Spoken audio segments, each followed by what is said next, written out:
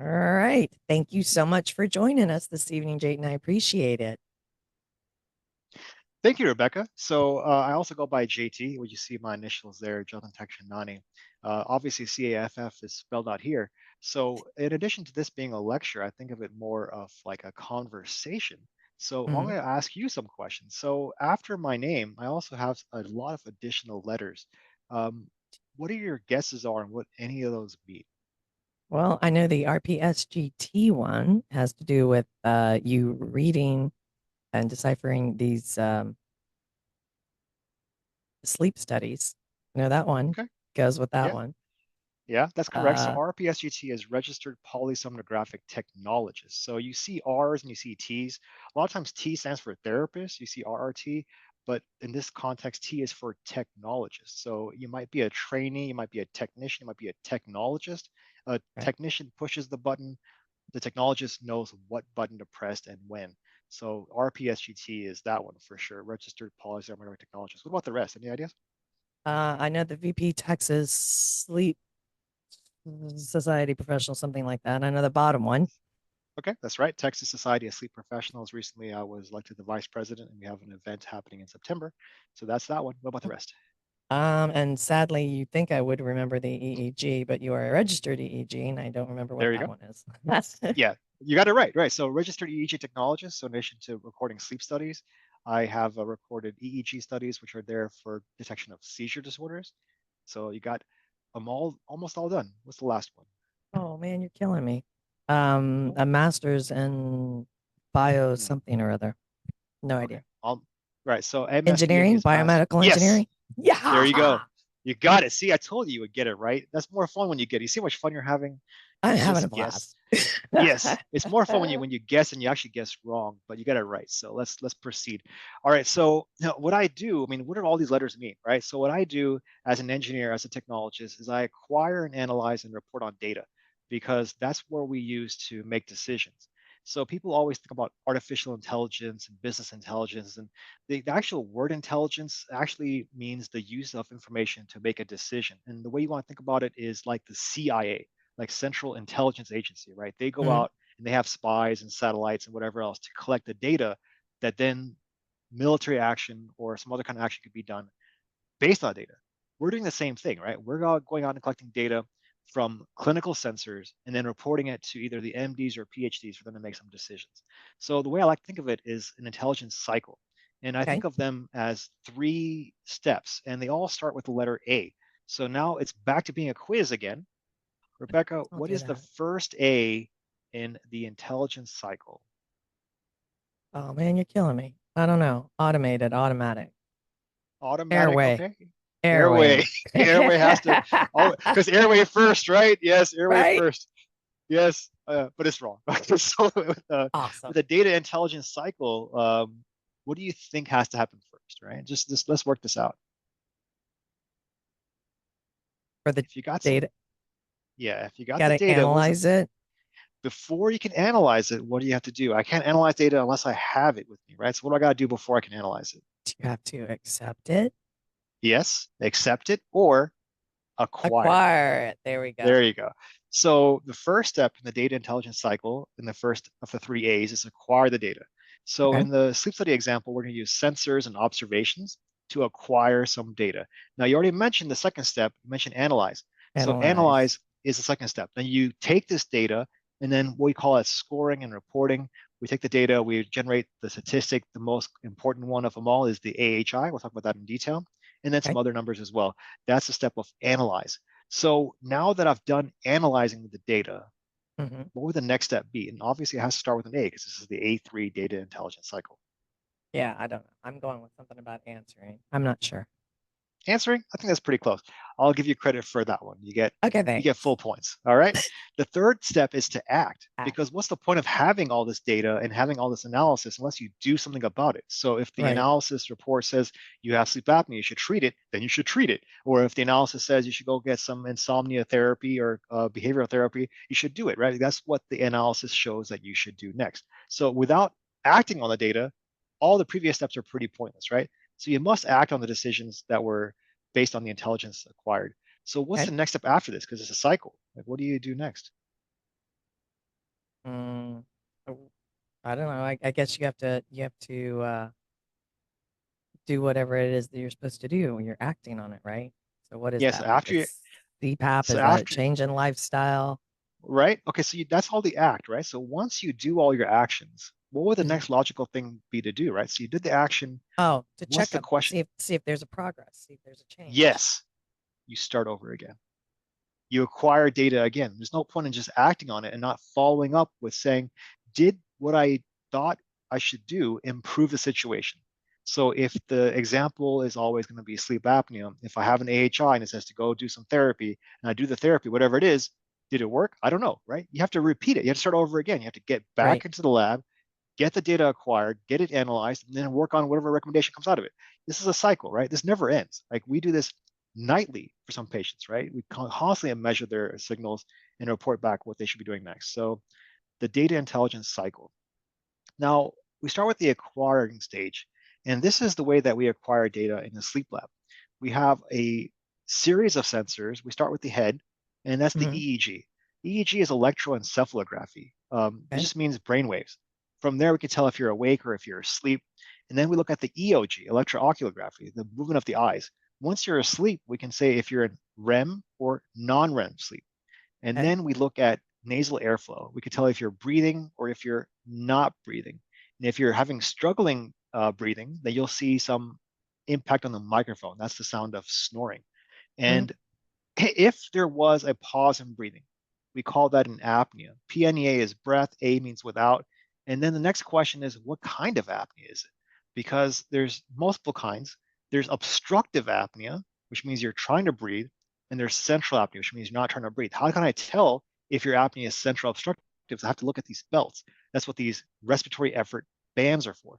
So I'm going to turn on the laser pointer so you can see Mm. mine. Okay. Right. So I got these respiratory effort bands, which are used for the declassification of the Hmm. apnea. I got the EOG for the classification of the stage of sleep. And we have the nasal airflow for the detection of either apneas or hypopneas, microphone for snoring.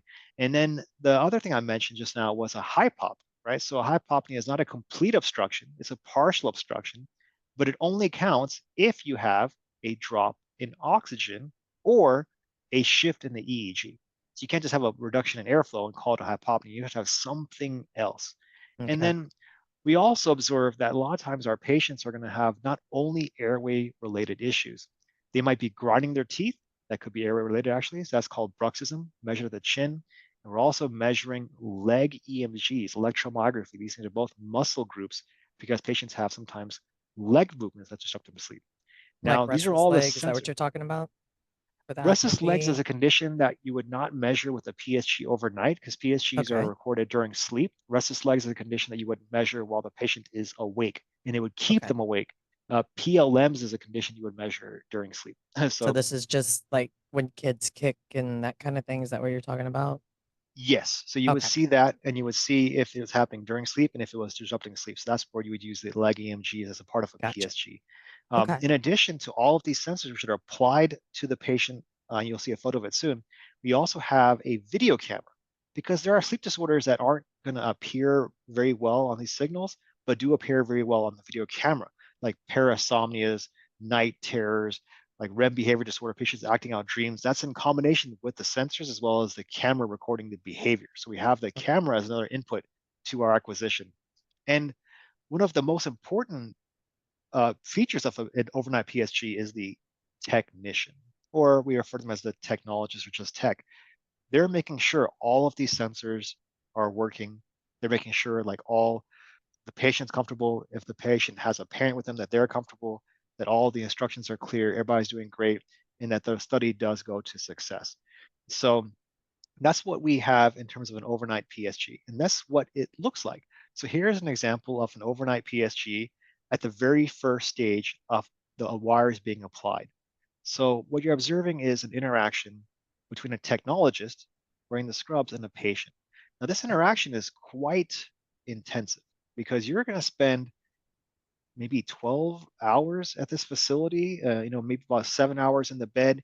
You're going to spend about 40 minutes in this process here, where the Mm. technician is wearing gloves, measuring the head, applying the sensors. And it's not a quiet situation. And we're chatting with our patient. And then this interaction that we're having is usually more time than even they spent with their physician. Their physician sometimes is limited to 15 minutes in a single issue. So a lot of Sure. times we're talking to the patient as each sensor is applied. We're saying this sensor is applied because of the detection of central apnea. So I'm putting a belt on. We're putting a wire in your chin. That's for bruxism. And the patient is free to ask questions. We can talk to them. And by the end of this process, the patient finally understands why they're even there. Because sometimes they show up to these sleep studies and they don't even know why they're there, what's going on. And then Mm, it's the job of the technologist to kind of get them comfortable with the whole process and explain to them why they're here, why they may come back, why they may not come back, and then and just make sure that the patient also understands the importance of all sensors and how to interpret them once they do get the report. So that's what's happening right. for any And time this you're is the able to same get for in those studies. kids too, right? When children come in, is it the same, or how much does it vary for them? It's the same. Yeah, Okay. so we'll have some upcoming episodes with people that are focused on this application, like Jordan, and they can answer a question better. But it is the same. Like when I apply these sensors, this Hmm. example was actually a pediatric example. Um, there is no difference, right? All the sensors Okay. I apply to the adult, I apply to the pediatric. The only difference is maybe the EtCO2, the end-tidal carbon dioxide.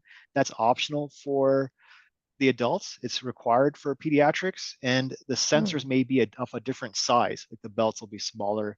The sensor on the Okay. finger might be a different shape, just so that it fits the pediatric population. But otherwise, the overall workflow is the same. You have the night tech there. You have a patient there. Usually for pediatrics, there might be just one patient as opposed to two, so that they are more labor intensive. So you might have to have like a higher ratio of technicians to service the pediatric population. So that's what we're seeing in the lab, and that's the gold standard. Like if you're going to do any kind of at-home testing or a device that's considered portable, you're going to have to validate it against this, which is considered the in-lab PSG, which is still what I recommend to get. And Um, parents are there too, right? While they're hooking them Parents, up, a parent would stay with yes, them. Okay. yes, the parent has to stay Okay. with the pediatric patient in the same Okay. room or maybe the next room over, but they are in the facility the entire time. We are not acquire data without the parents being there. Okay. Okay. And then this is the head box where all the wires plug in. Now, what we just observed was a type 1 study where PSG is performed in a sleep laboratory fully attended. If you take out the sleep tech and you send the wires home with the patient, that's called a type 2 study. So you might see that. Unlikely you'll see that in pediatrics. Wait, so Type, you would hook them up and send them home? yes, you would hook them up, Oh, send them home, wow. or you would have the patient hook up himself. That's type 2. Okay. So type Okay. 2 is the same thing, just in the home environment, no Okay. tech. So same as type 1, unattended. So you might hear these terms. That's why it's important to kind of spell them out. Like Yeah. you might see it in a report also, like this study was a type 3 study. They might say that. So this is what it means. So a type 3 study is becoming very popular now. It's pretty much all the channels, but you'll notice it's missing a few. You're usually missing the leg EMGs. Most of them don't include actual ECG. They might just record the pulse, so you won't get arrhythmias. But you'll get respiratory effort. And the way I like to think about anything outside of a type 1 or 2 study is that it's not really a sleep study, it's really a sleep apnea study. Because if you're not really measuring seizures, you're not measuring parasomnia, there's not condition there to measure movement disorders, really the only outcome is going to be sleep apnea. It's So 100% sleep apnea. Okay. yeah, that's all it's really useful for. Anything outside of sleep apnea, you definitely want to bring them in for the in-lab study. There are Okay. some benefits of taking it at home. I mean, one thing is that it's cost effective. It's going to be less expensive for you and the insurance. It's also going to be able to be repeated. So you can do like 4 or 5 of these studies in a row. You can't do that in the lab. Mm. And you might just have easier access to it. If there's a situation where it takes like 6 months to a year to get into your sleep lab, and you have the option of doing like a type 3 study tonight, then let's do the type 3 study and see what happens. We might be able to make some progress. It's not as sensitive, but it is still useful. So it's a decision to have between you and your doctor about which way to go. And it's also And a decision between you and your insurance sometimes. and I think, yeah, right. And I think I can't remember if it was you and James and I that discussed this or if it was just us, but the benefit of being able to do it 4 or 5 nights in a row Right. is because if you go into a lab, you may just have an off night. Either you don't sleep Right. much, or perhaps that was like one in a billion where you had a great night, right? Isn't Right. that the benefit of being able to do multiple? Because you can see a pattern. You can actually more likely to pick things up. I agree with that. So I do believe like the benefit of sensors like this, I'll show you one, is that you can repeat the study multiple times, pretty much like forever. You could do this every night if you really wanted to, and that'll give you a pattern that you wouldn't see otherwise from a single night. You know, the first night effect is what you're referring to. Like you come to the lab, you don't really sleep as well because you're in a strange environment. There's also Right. like night-to-night variability, where maybe on Friday nights you have worse apnea than on Saturday mornings or Saturday evenings because of work schedule and school schedule and things like that. And it could be diet related. Some people like have fast on Friday, things like that. So Mm. having like a couple of days in a row to see what difference it is likely going to produce something useful. So when people ask like which one's better, really there's a benefit of having multiple night home study. There's also a benefit of having in-lab study. So just like when I go shopping and they pick, you want a blue one or orange one, I'm like, just pack them both, right? Just do them both, right? Just get the home studies. Let's do it for a couple of nights, and let's come in for in-lab study. Let's do that also, because the more information you get, the better. Because you won't get the leg movements on a home study. You won't get arrhythmias on a home study. You Oh, will get it on an in-lab yeah. study, but you won't get the night-to-night variability on the in-lab study. So let's just do it both, right? Let's just get back to back. So Yeah. that's what I think probably the best option.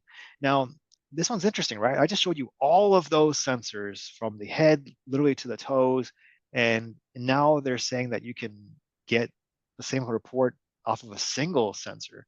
Is this a That's really interesting. pulsometer? Is that what this is? Or It what is is. I mean, this? that's all it is a pulse oximeter. It only has one channel, and that's based off of this concept. Is that whenever you have a heme on your blood, it could be Hmm. deoxygenated or oxygenated, and the difference is not the shape of it, but the difference is the way it responds to light. So light can be either like absorbed or reflected, and there's a certain type of reflection based on the type of light as well as the amount of oxygen in the blood. So if you take these concepts, what you can do is you can shine the light, calculate how much was reflected and absorbed, and then you can come up with this kind of modulation ratio. And from here, you can tell exactly how much oxygen is in the blood. You can also tell where we are in the pulse wave. So you can see that there's pulse. And then from there, you can pull out like the heart rate variability. And then from heart rate variability, you can pull out respiration. And then from these two things, you can do like coherence. And then you can pull out really everything, including sleep staging, arousals, and apneas.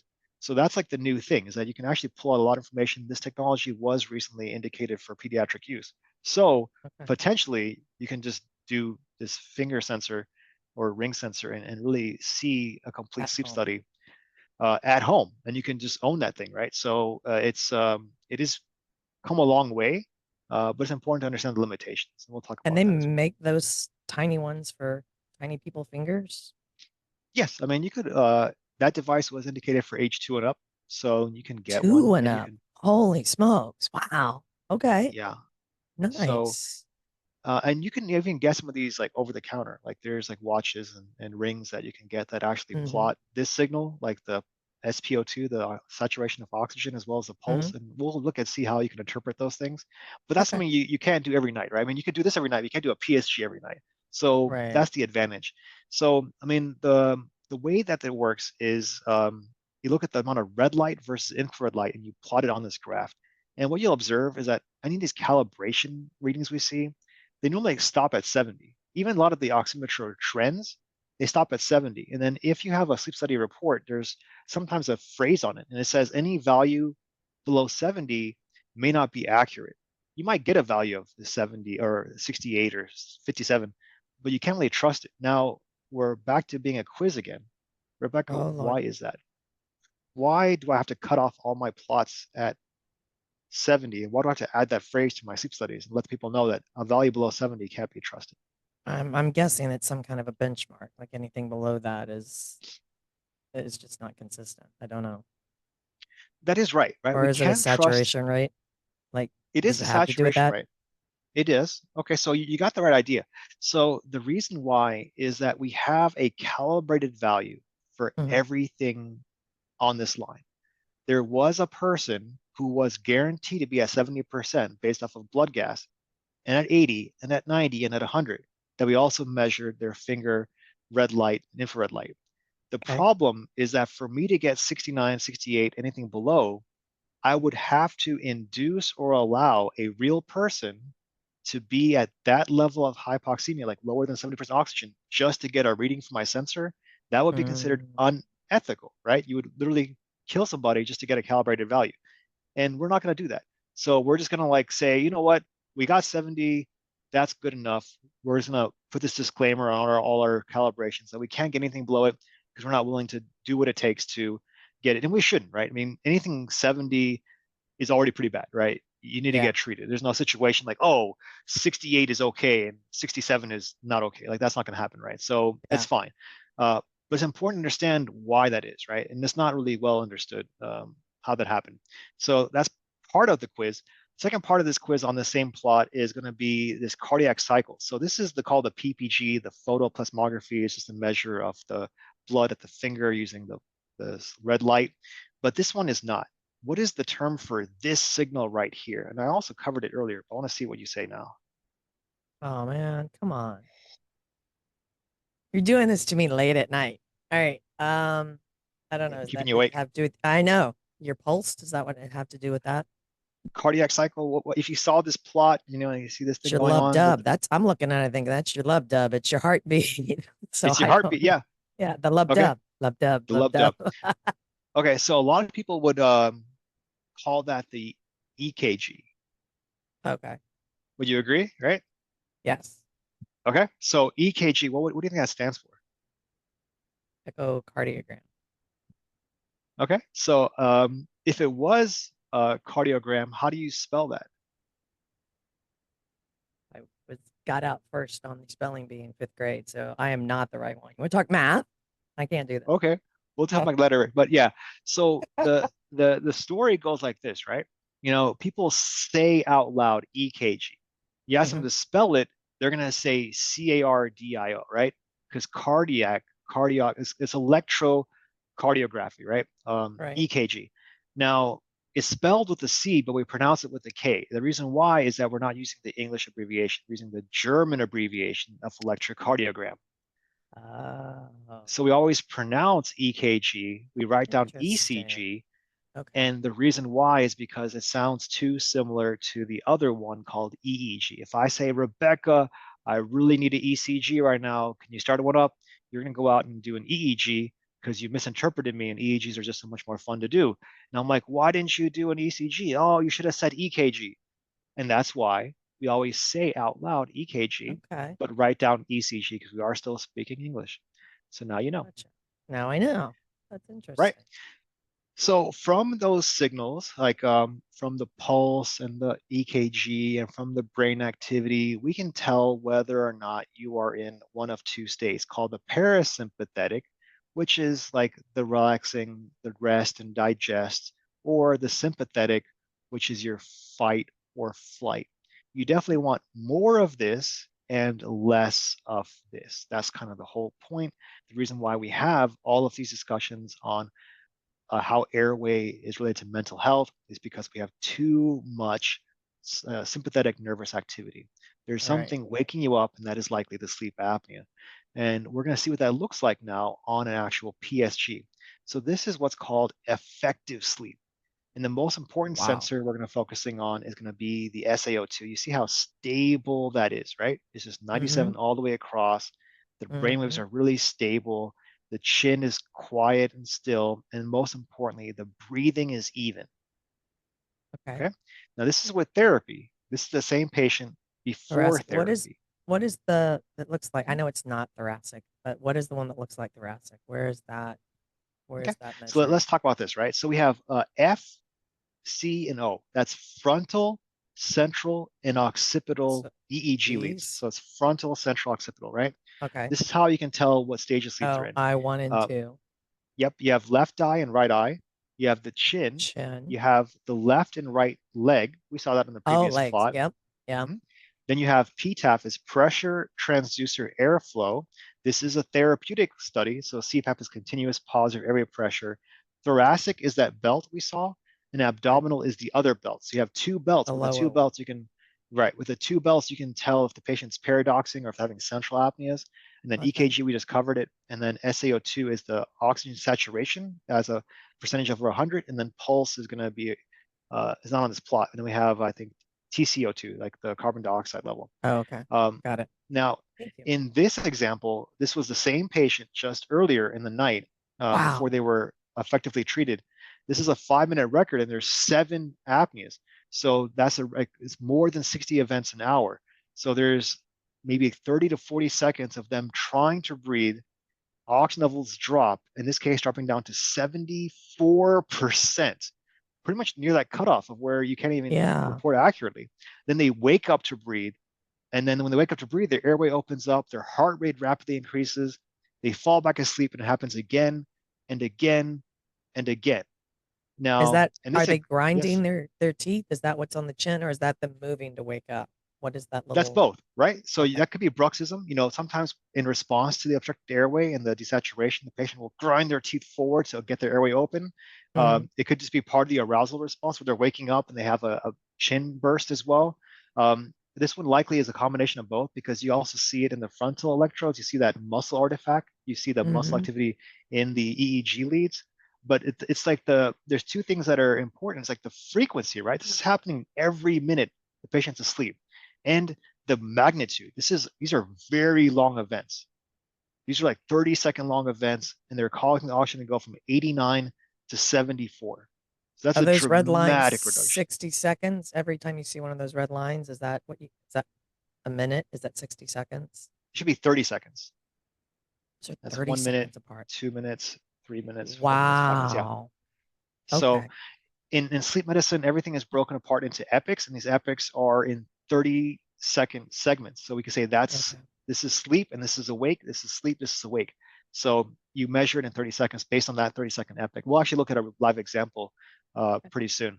Now, in this example, you can't really see the detail of the EKG. So I got another example here.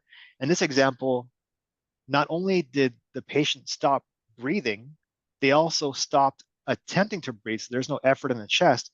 At the same time, their heart literally stopped beating. So, Is that common for that to you, happen? I mean, this is why, I say your apnea is breaking my heart because, like, Yeah. this can happen, right? If left untreated, it can lead to arrhythmias. It can lead to what this is, like a sinus pause or a systole, depending on your definition. You also see it in the pulse channel. The pulse is literally gone. Like you are dead, You're like this dead. apnea Yeah. has killed you, right? And then you come back to life, hopefully, right? And that doesn't always happen. A lot of times, this patient luckily restored, took a breath and came back to life, pulse returns. That doesn't always happen. It's important to note that with the right amount of medication or alcohol or some kind of combination, this arousal response doesn't happen quick enough. And your apnea, which you normally wake up from, you may not. And that's called a terminal apnea. So this thing is potentially lethal. Like you can easily die from this in the wrong conditions. And patients who have, like just the wrong situation, um, may not wake up. So luckily this patient did. They're fine over here, but they're definitely not fine over here. So It's so that's the logical, right? It's so logical because we all learned it in biology, but to actually see it, I mean, it's not to be overly dramatic, that's kind of terrifying. And then to it think is. that, little kids are doing this. That's terrifying. It is. I mean, this is most of my examples today are going to be adult patients, but everything that I show here, I'm Yeah. sure James Cardell or other friends from pediatric labs can give you examples or even scarier examples than this because the pediatrics, their arousal response isn't as strong as this. They might even have worse apnea. So I'll let them have the glory for that one. But it is important to know, like this is it could get worse, right? In this Hmm. example, at least the patient's trying to breathe. You see the thoracic abdominal effort. They're trying really hard to breathe, Right. and this is just an obstructed airway. In this case, this is called a central apnea, where their effort is not even there and they're not even beating their heart. So it can get to be this bad. Probably the Why worst does it, example of the evening. and why, I mean, it's probably, I'm going to put it in very layman terms, but Sure. why isn't their brain trying to wake them up at this point? Why is it just, it's tired? We do this every night. I'm tired. Or does it not pick it up? Or, Okay, so that's a good question, right? So what happens is like the drive to breathe is based on the amount of carbon dioxide. Your carbon mhm. dioxide builds up, builds up, builds up, and then you have a desire to breathe. Now, the reason why this person is not breathing is related to the same thing we're seeing as heart not beating, is because of a cardiac dysfunction. Because for the sensor, it's called a chemoreceptor, that drives the breathing, it depends on the right amount of blood flow. So if the heart doesn't pump correctly, that sensor doesn't know, hey, I should trigger the next breath. It thinks everything's fine. It thinks like the level of the oxygen, carbon dioxide is like okay. And then because the cardiac function is so impaired, it gets that signal kind of late. And it's like, oh man, yeah, we got a problem. I need to like do something about it. And then they start breathing again. So normally that doesn't take so long, but in these patients who have their sleep apnea left untreated for a long period of time, it gets to be this point where it's like every night they start with this obstructive apnea, it turns into central apnea, it turns into mixed apnea, it turns into asystoles, and then if left untreated, they won't even last another couple of years. So Mm. it's important to note like it starts like this, ends like this. There is no mild apnea. It's just not severe yet. It will get to this point if left untreated. Okay. So let's look at the same example a little bit more cartoonish, right? So we have here the same signals I've been looking at before. This is like the brain wave. This is the EMG from the chin. This is your nasal airflow measured at the nose, and this is the effort. So just a single event, right? So the patient's breathing in, breathing in, breathing in, and then their airway collapses. Now we have bunch of episodes about airway, so we'll focus on what the end result is, right? Is the airway is collapsed and the patient is still trying to breathe, but now this effort is not pushing out air, it's pushing out the stomach. So we can see that with two belts. And that's Mm. called a paradoxical abdominal movement with apnea. Now, this is bad. We're going to see how bad this is, mainly because of the pressures forcing internally. All that negative pressure that's not generating airflow is going to be applied to the internal organs and cause all kinds of damage. Now, during this time, the oxygen levels are dropping and dropping and dropping and dropping until it gets to the point here. The At this point, bradycardia. it triggers the arousal response. Like somebody says, hey, something is off, sound the alarms. The patient wakes up. You see that massive increase in the chin activity. Mm-hmm. They take a hypernormal breath. They take a massive breath, and then their heart rate increases, oxygen levels restores, and then we saw what happens. It happens again and again and again. So this Is is this the back on the sure. one we were looking at? I just again, trying to help all of us that don't look at these and really understand them. Yes. When they start moving and they take that deep breath, is that sound? Yes. Okay. Yes, that's exactly it is. You Okay. can visualize this. Like these straight up obstructive apneas, you don't even need a home study. You can just look at somebody. Is that person breathing? No, it's obvious, right? Um, Mhm. so like when we talk about the type one, two, three, four, like you can just tell apnea from just looking at somebody. The difficulty is the other side, the hypopneas. Like even the home studies may not pick them up. You might need in-lab studies for those because it's the arousal or it's the 3%, and they may not be picked up unless you have like those sensors applied. But for the case we're talking about today, which is full-blown obstructive sleep apnea, it's pretty obvious. And what you described is this period here. The patient wakes up, you see them gasp, you see them snore, you see them move, and you see them do this again and again and again all night long. Wow. And this is what's happening, right? They fall asleep and they have this decreased muscle activity. They start to relax. When they relax, their airway collapses. And then that develops into apnea, a pause in breathing that we saw before. That results in hypoxia, like the lower oxygen, and hypercapnia, increase in carbon dioxide. This is what triggers that increased ventilator effort, that arousal response. Gotcha. So they increase the effort that wakes you up, and now that awakening is there to increase that muscle activity. So it's the opposite of here. And then once the airway is open, great. Hypoxia is done, hypercapnia is done, you're back to normal. So you fall asleep. And what happens when you fall asleep? Your muscle activity Start drops again. again, right? And this And this happens blockage you could be your tonsils falling back or your tongue is falling back or there's something that's blocking the airway. There's something that's right. impeding it. Yes, exactly. There's something that's obstructing the airway. This is obstructive sleep apnea. Now, our job as a nighttime technician is we don't care what's obstructing it, right? It could be tonsils, it could be adenoids, it could be uvulas. We don't care, right? All we do is we report how often and how bad does this happen. We report Gotcha. what's called the AHI, the apnea hypopnea index, which is how many times we run into the circle per hour. So this is one event. If I have 5 of these events an hour, you have an AHI of 5, and that's diagnostic for an adult. If I have one of these events per hour and you're considered pediatric, you're diagnosed with apnea. So just one per hour is all you need for a diagnosis. Okay. And that's a 10-second event with at least a 3 or 4% desaturation. and then you get a Mm. diagnosis of apnea with recommendation for treatment. So this is the pattern we see very often. Now, what I mentioned before was this pressure applied to the heart. That's what is really literally breaking your heart. That you see like this hyperplasia, you see this right heart dysfunction, pulmonary hypertension. It's literally causing a bunch of damage to your heart. And the Mm. other thing that's important to measure as well is that this movement, this you could see it, right? They're trying to hard to breathe. They also stretch the heart. Like the pressure is actually pulling and pushing, stretching, and squeezing the heart to the point where it actually literally over time fails. At the same time, it's releasing this peptide called ANP, which then causes nighttime urination, as Okay. well as pressure is being applied to the bladder. So it's excessive stress on the bladder also causing you to wake up to pee. So a lot of people are waking up saying, I have to go to like the urologist or something and get my bladder checked. It's not the bladder, it's the airway. You fix the airway, then you won't have to wake up to pee. The reason why are you waking up is because of this constant pressure building up internally. Now, this pressure, we see that applied to these internal organs is also applied to the stomach. That's also responsible for acid reflux. I wake up with acid reflux. Now I need like some kind of antacid, and I also need this bladder control. And all these things is just related to airway. Get your airway Wow. fixed, you'll be all right.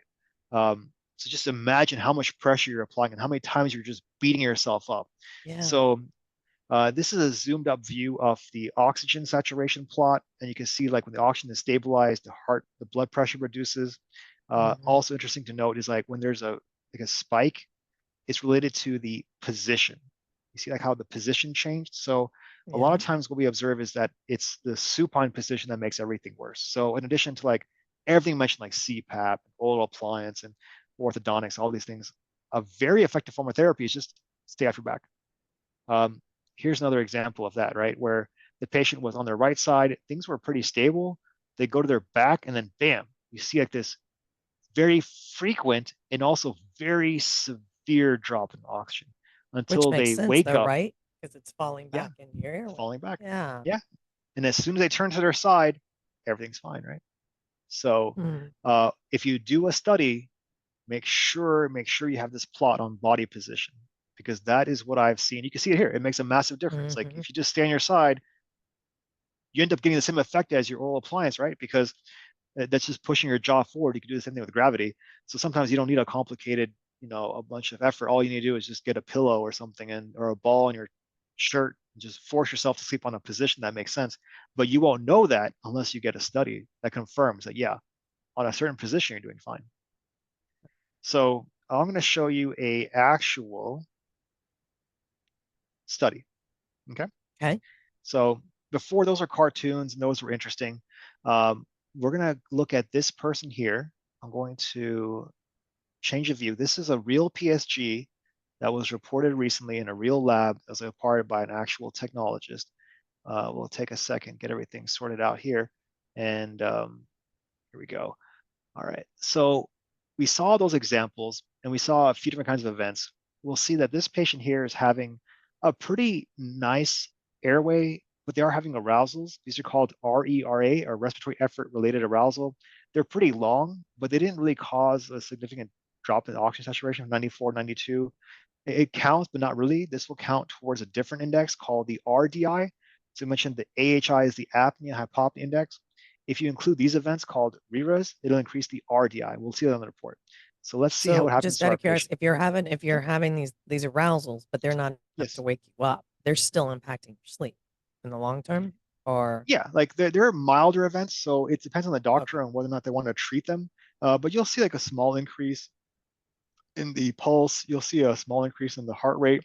You'll see a change in the EEG. You kind of need the EEG there to measure these things. That's why an in-lab study is the Okay. only one that's really capable of detecting these things. You can't really see if you take away this channel, like you really won't be able to see it, right? Mm-hmm. It looks fine because the oxygen Yeah. level is fine, the airflow is fine.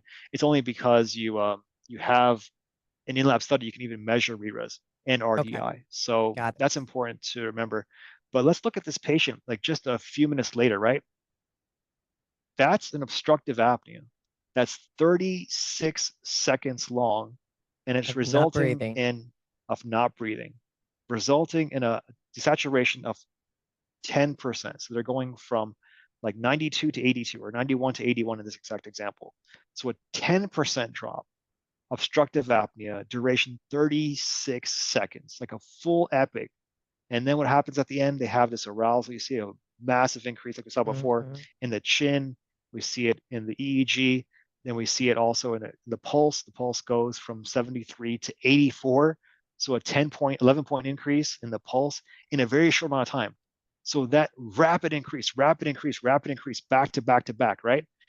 That's what ends up causing you to have constant low grade anxiety. Because every time your heart rate increases, that's the sympathetic nervous system.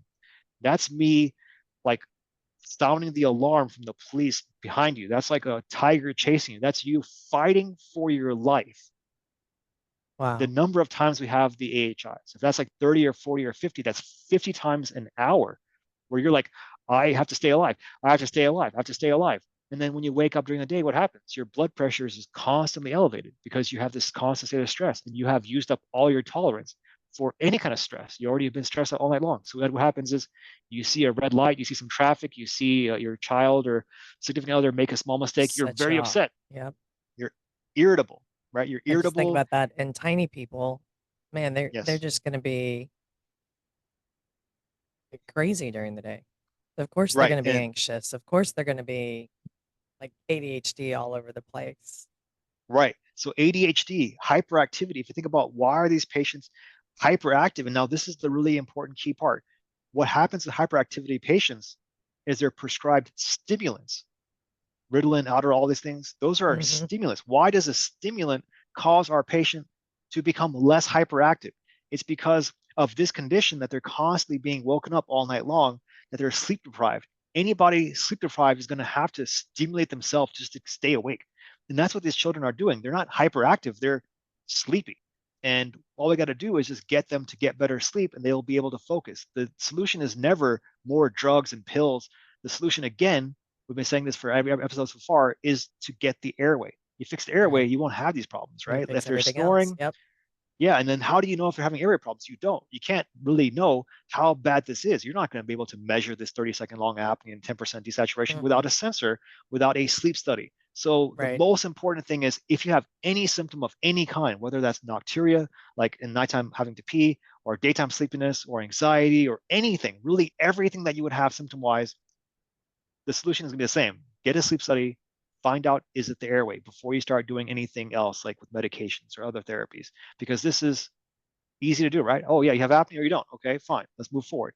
But in this example, right, back to back to back, right, we got a 9% DSAT, 7% DSAT, arousal, arousal. We have an event here, 41 seconds long with a 16% drop in oxygen, where just like literally a few minutes ago, this guy was like kind of okay, right? Right. So like he's kind of okay having like mild events. Now he's having like these crazy severe events with 16% desaturation, and it continues to happen, right? It continues to happen. And then what happens is now we have somebody in the room with them. This is where like the good news comes in. The Okay. technician observed what had happened and they applied CPAP. Rebecca, what is CPAP? That's your CPAP, right? So they turned up the flow, Right. the CPAP pressure, is the pressure. They exactly. yeah. Uh, P is for pressure, continuous positive airway pressure. It just pushes the airway open. Now, this is not easy. This is a challenge. This is why nobody wants to do it, is because it takes effort. But things that are worth doing are not usually easy. Even in this example, right? This patient's really awake. They're not acclimating to therapy rapidly. They're not falling back asleep. This is not a happy camper at this point. He's likely yelling at somebody, get this thing off of me. And that's fine. You know, we're going to allow him to yell. But Yeah. eventually, Oh he my God. does relax. We see the muscle tone drop. We see him eventually get to the point where he's still crying and crying and crying, but the technician is in the room adjusting the settings, adjusting the mask, adjusting the pressure, getting him to finally be able to go to sleep. And then what happens is they fall asleep. Takes a while, right? You can see the amount of effort they're having to do. Yeah. Every one of these little spikes, every one of these little comments is the technician documenting what they are trying to do to get the patient to stay on therapy. And then while the patient did fall asleep, they immediately have these 24-second events. again having these desaturations because they're not done yet, right? Just because you apply CPAP doesn't mean it works instantly, right? You have to still adjust it. But this technician continues to try. They see the event, they document what they're doing, they increase the pressure. That's them right there, right? They say, I'm increasing to 14. 14 is CmH2O for all of these reasons. And I'm also monitoring the leak. I'm going to measure the leak. I'm going to fix it. It still doesn't work.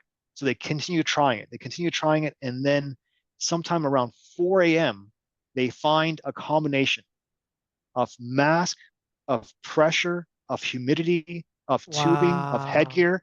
And then this patient has now achieved something they have never achieved in a decade or longer called REM sleep. So they're actually resting. They're actually resting. The chin is quiet, airflow is stable, oxygen is 96 all the way across, heart rate is stable. They are, for the first time in years, actually getting sleep.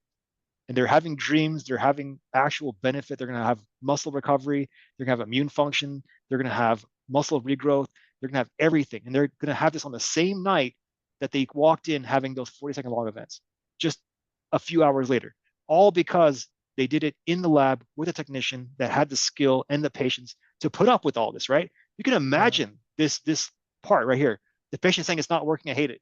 The technician is also concerned. Is this thing ever going to work? I don't know. I'm already trying so much pressure. You increase the pressure, it creates a leak. You tighten the mask creates discomfort. The higher pressure causes the central apnea. It is not easy. No, it sounds stressful for everyone. It is like it is a challenge. And that's why people burn themselves out doing this, right? But if you go to the right lab, if you get the right technician, the technician has the right skill, then we can do this. Like I did this for many years. I don't do it right now, but I was able to achieve this on every one of my studies. That's called optimal. Optimal means you achieve REM supine with an AHI less than 5. That's what you aim for as a night tech, but only if you care, right? And not Yeah. everybody cares. Not all labs are in it for the result. They're just in it to get whatever reimbursement you get out of it and call it a day. But this is an example of what is possible. Now, this patient, I guarantee you, once they wake up, they're going to feel something they haven't felt in years, which is like, oh, that's what sleep is. Rested. Yeah. And then once they get that first taste of like actual sleep, they wake up without a headache, they wake up without having to pee for every hour, they wake up feeling like as if they actually got sleep for the first time, they will not leave the lab without that mask.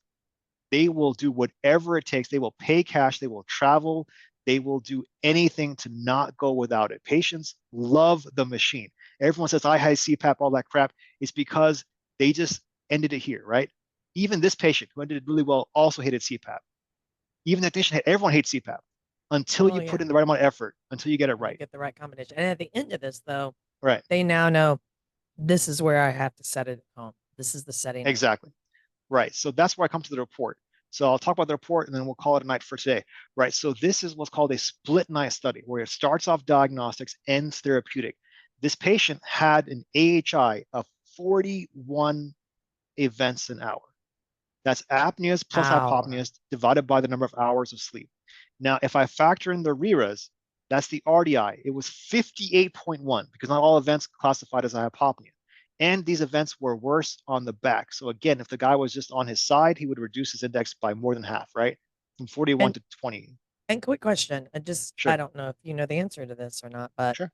long time ago, I heard that Mhm. one side was better to sleep on than the other. Is that true or does it matter? Just find a side that works for you. Right. So better or worse depends on what you're talking about, right? Some people say left side is better for like brain function because you flush out the toxins. Right side is better for digestion. There's something Mhm. about there.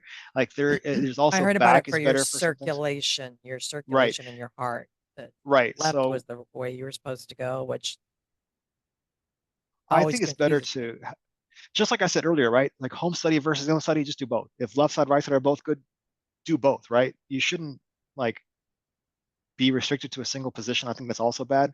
I think there's benefits of having REM sleep, non-REM sleep. There's benefits of having supine sleep and non-supine sleep. You should have some kind of mixture of everything. Everything has a purpose. Just by going for one, you're going to eliminate the benefit of something else. So Mm, good point. mix it up. And this is why I'm a strong believer in CPAP therapy, right? Because the only way this guy's going to sleep at night on his back is with CPAP. Like this level of apnea, Mm, unlikely to be treated with anything other than the CPAP, the pressure he's at. I'll tell you why here in the next page, right? okay. So we have here the oxygen saturations. He went down to 77%. That's scary. That's extremely low. His Hmm. heart rate's going up to 173. We saw that whenever he woke up. In his Hmm. sleep, he's going to 94 beats a minute. You're not supposed to be really above 60 or so. Mm-mm. So his sleep is very stressful. He is literally stressing out and fighting to stay alive whenever he is in bed. Um, Now we start with the CPAP portion of it. We see his overall index is actually about the same. So 41 events an hour while he's on CPAP. That's not the point. The point is what we see in this next table. This is called a titration table. So titration means I add a little bit of pressure, add a little bit of pressure until I get an open airway. This is what you can get when you do an in-lab study. 5, 6, 7, 8, 9, 10, those are CmH2O, centimeters of water pressure. At 5, 6, 8, 9, you can see the events are very high, mostly because the durations are very low. This is when the patient was just crying, I can't breathe, I can't handle this. The technician's doing whatever they can do to just get them to an adequate pressure. So then they get to the pressure of 10, they're able to get some consistent sleep, only 5 minutes. That's fine. AHI is still too high. They go to 12, they skip 11 because we don't got time. It's still very high. And then they skip 13, they go straight to 14. At 14, they have 41 minutes. AHI is still pretty high, but that's a dramatic improvement over where we came from. We Yeah. came with an index of 40 something, right? And then they say, I'm not done yet, just because this is like a pretty good reduction. But this is where people normally call it. Like if you get Inspire, they say 50% reduction is successful. I say that's crap. Like 50% reduction doesn't mean anything. If this guy had an AHI of 50 and you got him to 25, is that success? It's not, right? No. Yeah.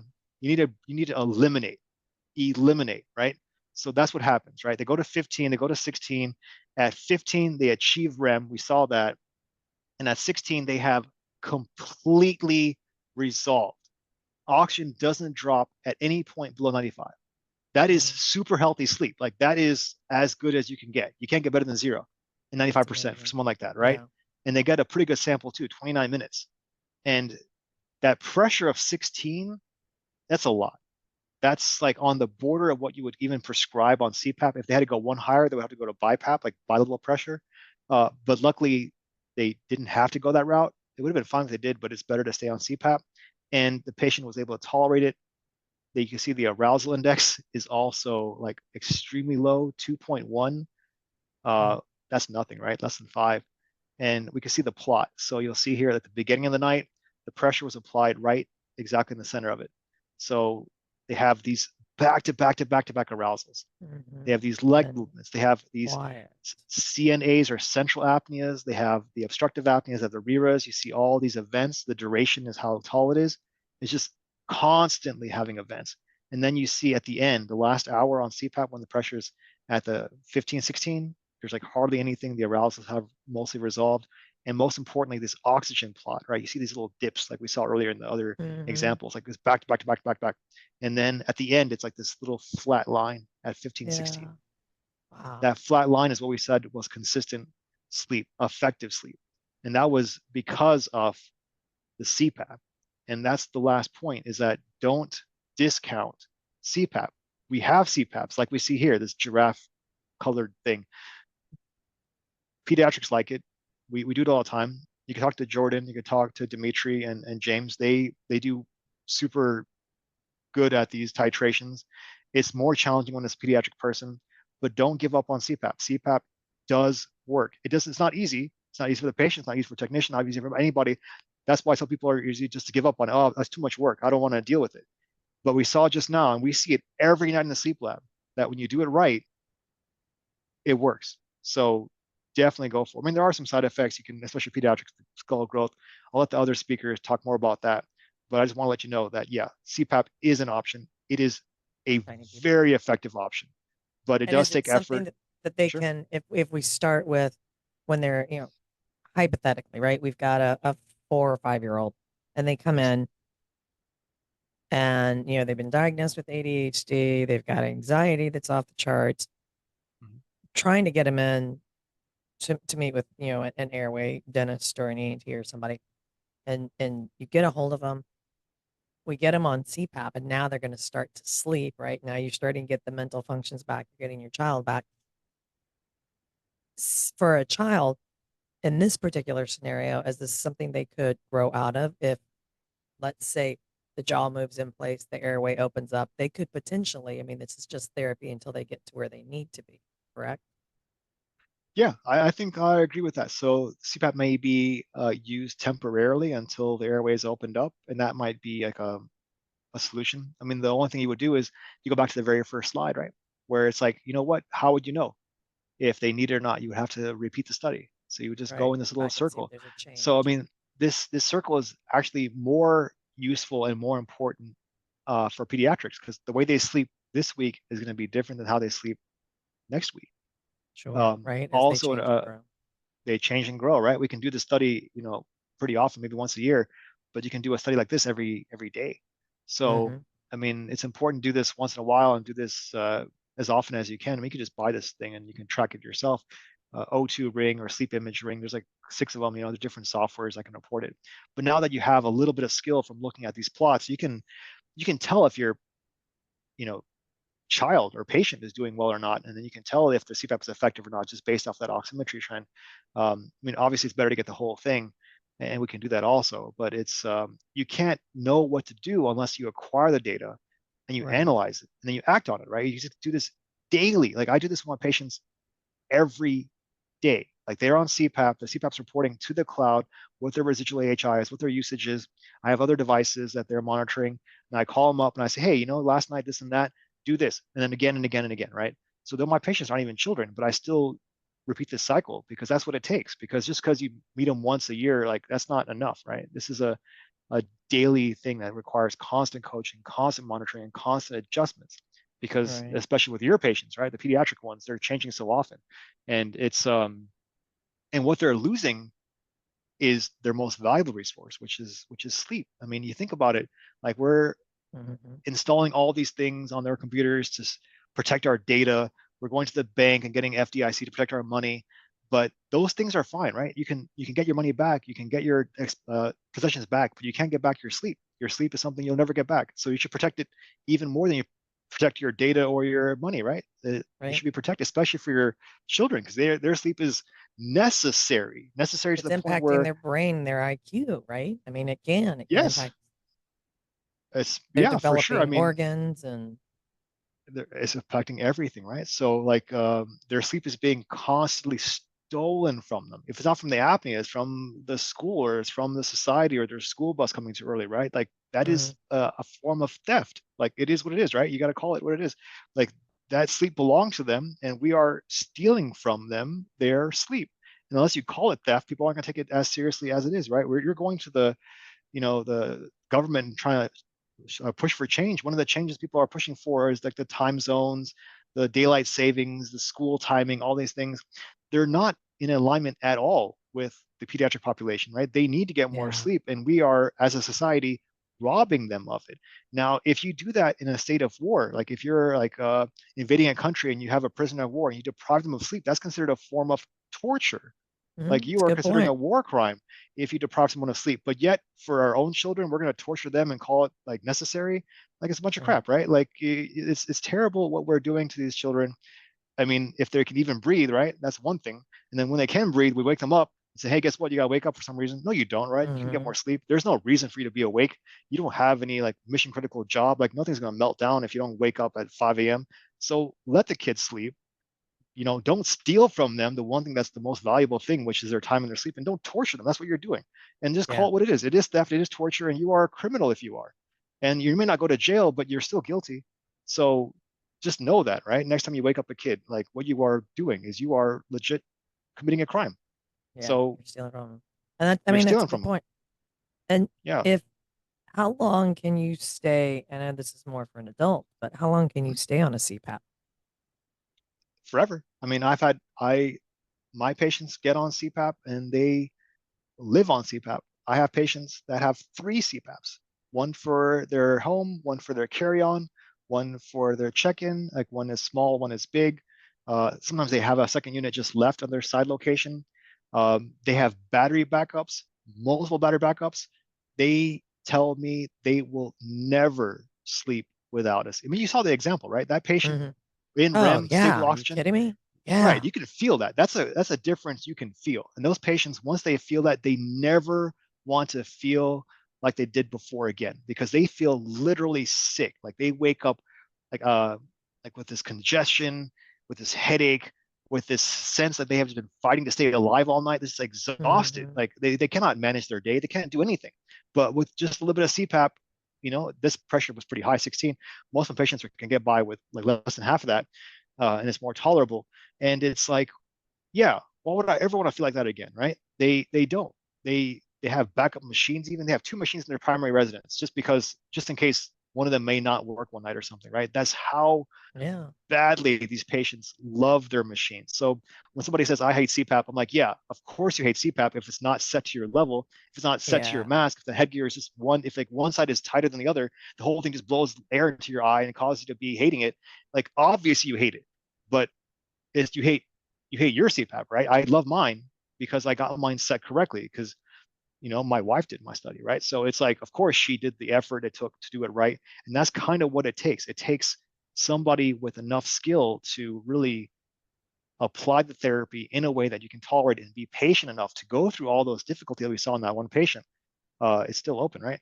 Like Yeah. to go through that, like, I mean, I can just imagine how I've lived these nights, right? Where the CPAP is on and it's not working, right? There's Hmm. a 29-second long apnea. The CPAP is obviously not working. And then the patient wakes up, and when they wake up, they're not happy, right? They're Right. just They're tired. They're they're just cranky. Sure. they're tired and cranky. But look I mean, just a little bit of effort and a little bit of documentation. Now we can get them to this level, like happy sleep, dude. Like this, like when I see these are called rapid eye movements. Whenever I saw this on the nighttime plot, we work on somebody. I'm like, hey, partner, guess what? They're like, what? This is my dream job. And they go, ha ha, good one.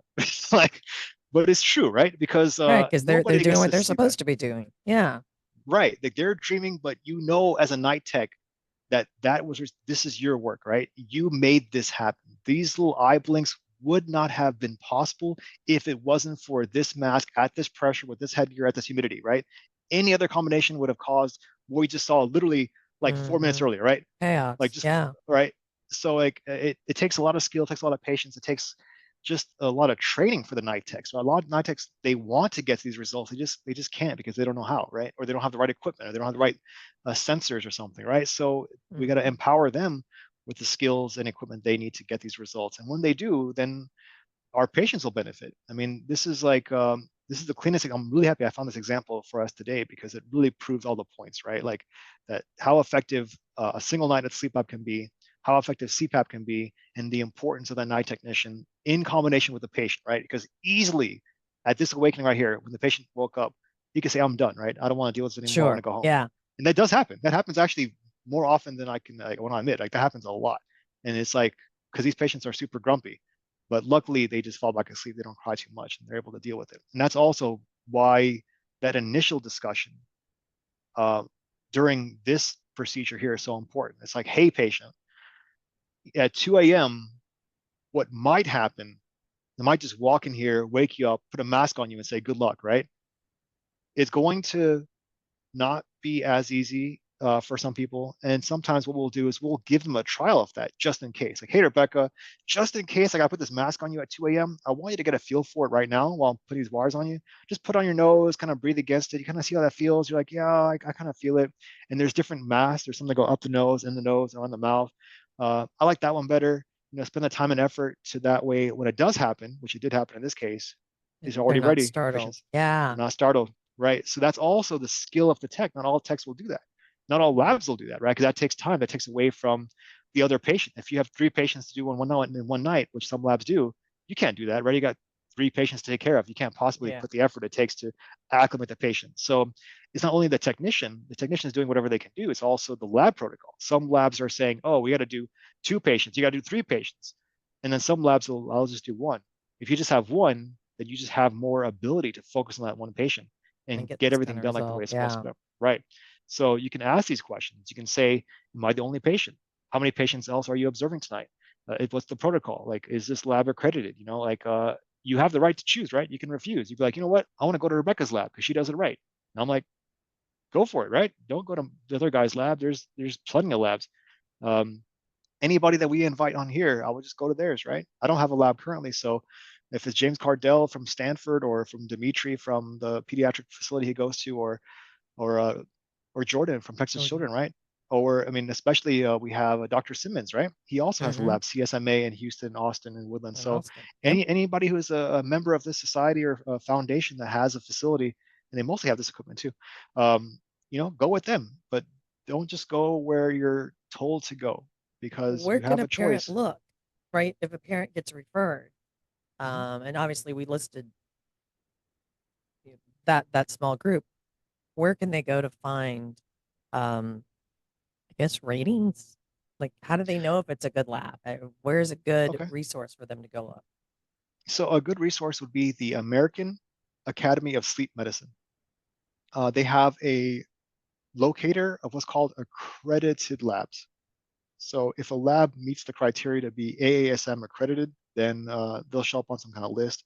That's an option, but I would still go with the people from this podcast because you have Yeah, vetted them and they're here talking to us and they care enough to, talk about it. So I would go with that one yeah. first, and then just reach out to people that are on the podcast, right? So like if in the example, right? So you're in Michigan, right? Mm-hmm.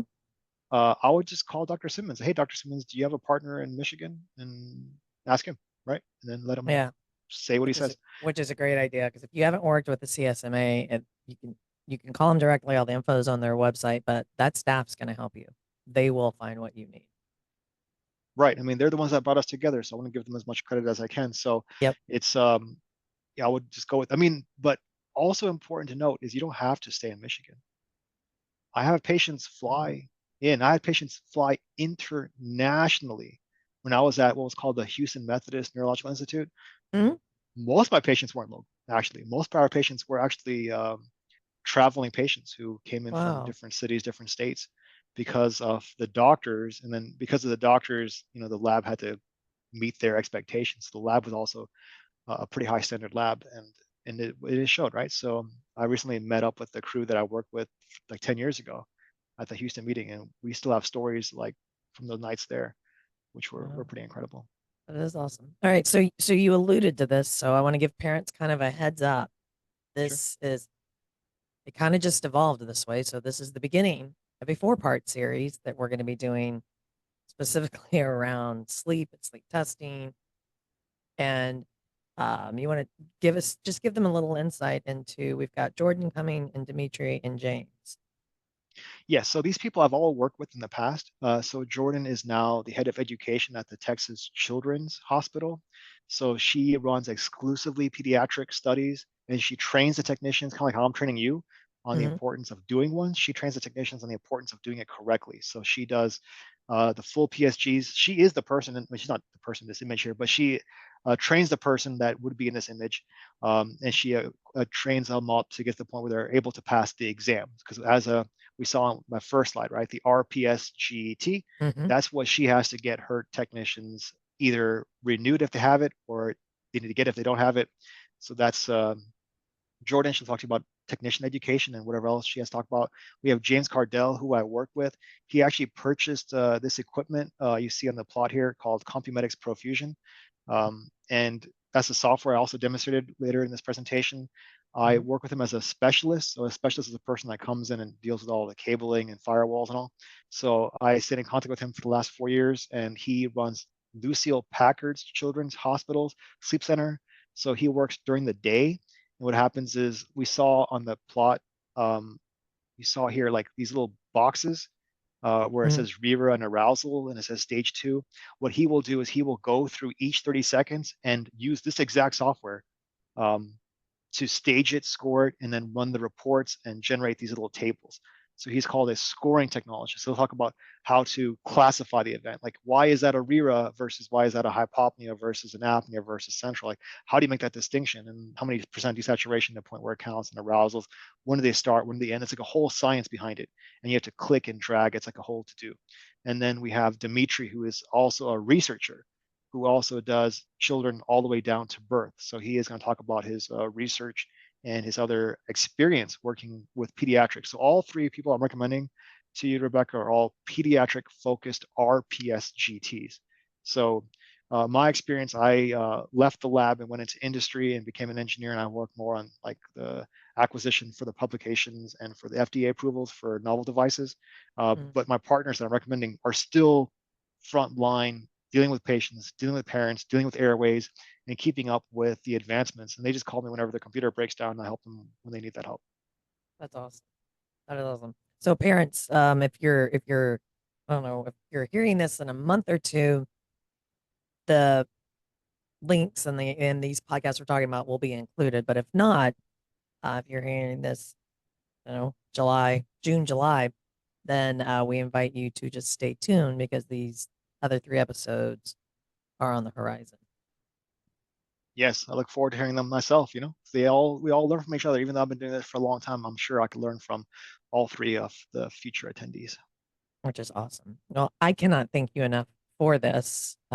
Even though you made me quiz my way through it, I still You did cannot great. thank you. You Thank did you enough great. for it. It was Yes. really, I mean, being able to see this and have it explained is really, um, as a parent, it's really eye-opening, a little jarring to think, wow, I mean, you see it, boom, your kid's just not breathing for 20, 30, 40. That's crazy. So thank you very Right. much for taking all the time to explain all this to us. And what I would like to do again, whenever you have the chance, is to actually, if you have a recording or a report, we can review it and we can see the details of that because it's more impactful. Like I gave all these examples from other people. When it's your own patient or your own child, then I think it'll be even more impactful. So that's something we could do in the future.